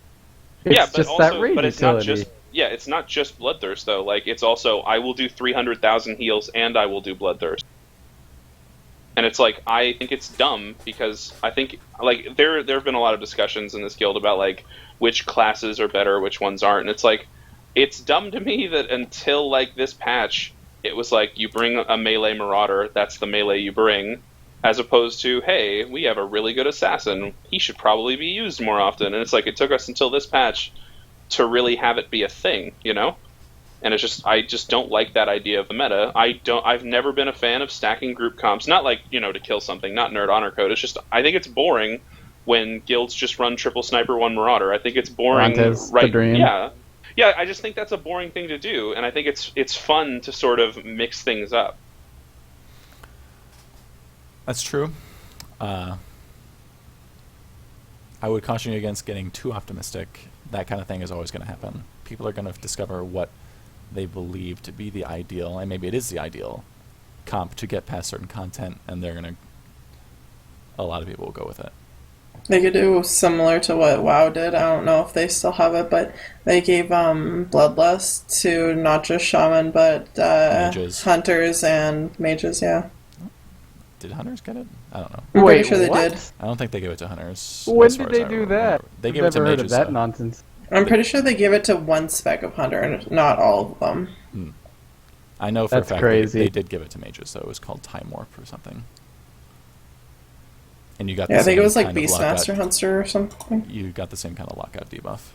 Yeah, I mean, they could spread the utility around, or ideally they invent new utility for the other classes to get, so that you don't just homogenize things. I would rather avoid homogenization whenever we can.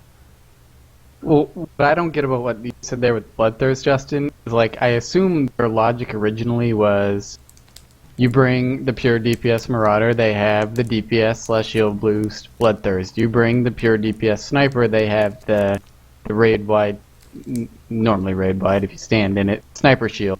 I think people undervalue the sniper shield most times as well. Undervalue? It's the entire meta of 16-man raiding. Yeah, is no, you I was bring supposed to 5 to specify 7 slingers. 16-man people are the only ones who cry about a sniper shield. No, but like honestly, I don't even think of sniper as the sniper shield. I think of sniper as all of the AoE cheese. And obviously that's because of Brontas, but like my whole thing with Bloodthirst, it's not that I'm against giving people 15% damage. That's not it at all. It's just that it seems like a boring and lazy way to give me utility. Like, and Mace had mentioned that predation, like 80% baseline predation should be Mara utility, and that's fine. I'm fine with that. I don't like the idea that like the utility I bring as a Marauder is like, oh, here's 15 seconds of damage. Now everybody in the entire raid needs to plan all of their offensive cooldowns and their adrenals behind it. It's just dumb to me.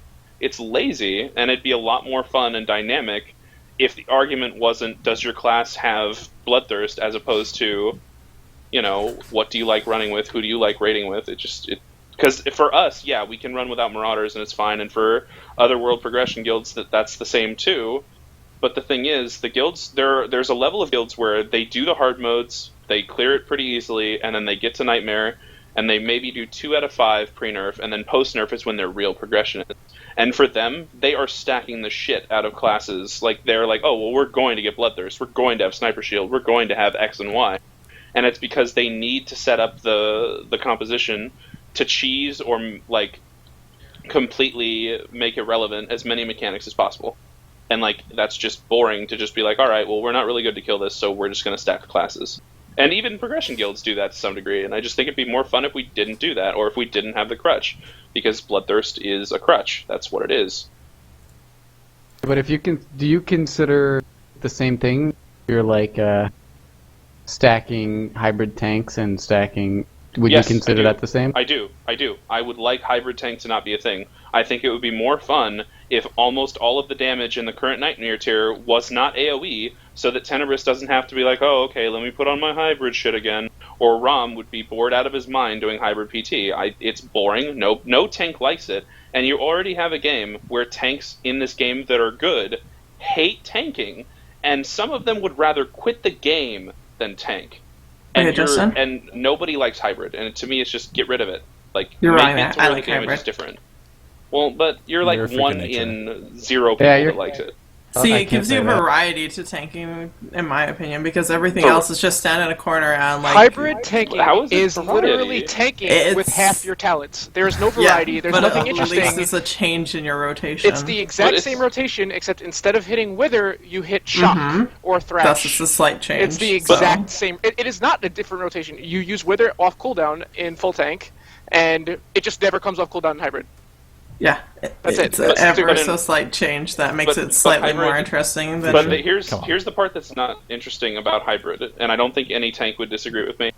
In the instance when you're running hybrid, it's just like, oh, I use these cooldowns here, I do this here, because I have so much AoE damage reduction that I take no damage. In full tank on fights where damage is actually important, it's like, holy shit, I have to make correct decisions, or I blow up in 2 globals.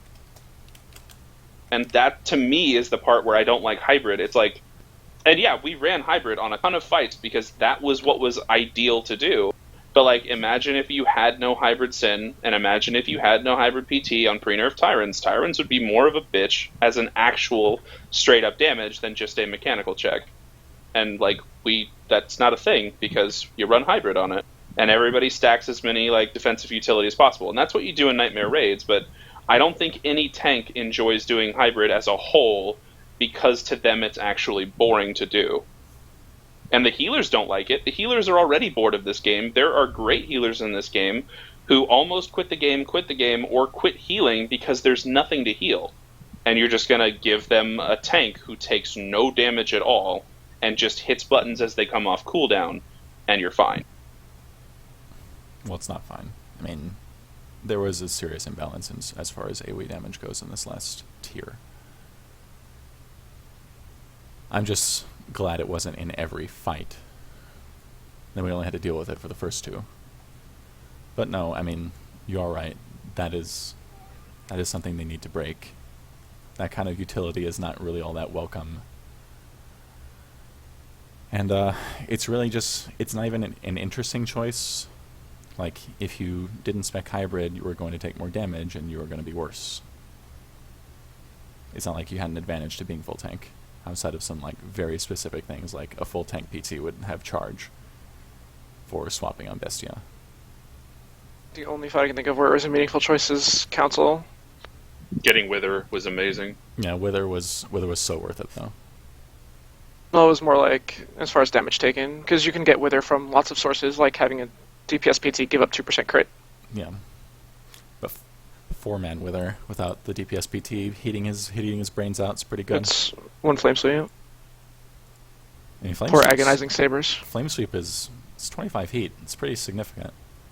I mean, we there's also already- Agonizing Sabers. There's also bringing a Power Tech tank. I mean, there's a million options. Well, but we already had Agonizing Sabers when you were in hybrid, though. Like, me and Deeps both were spec'd into that, obviously. But yeah, that's all I've got for this episode. Justin, you got any topics you want to bring up? Honestly, not really. I mean, talked about pretty much everything that was on my mind. Okay, anybody else? Alright. If that's it for us at Death and Taxes. We're going to be rating again on Tuesday, I believe, unless CAC, are you not going to be here? I thought we were doing 16 on Wednesday this week. 16 on Wednesday. Okay. So we'll be back I could be on- wrong, though. No, that actually sounds... I've heard I think Wednesday's the thing. Yeah. I Yeah, think you're right. We'll be doing 16-man on Wednesday at 7:30 Central Daylight Time. Next State of the Galaxy will be 2 weeks from now. Hopefully we're going to have a lot more to talk about then. I hear we're going to be getting a new teaser trailer for the expansion this week. I hope that it's more than just a story. I hope they tell us a little bit about features. They said they were going to do something other than the teaser trailer in the weeks ahead. Does anybody know what that was? Was it going to be like a producer's thing?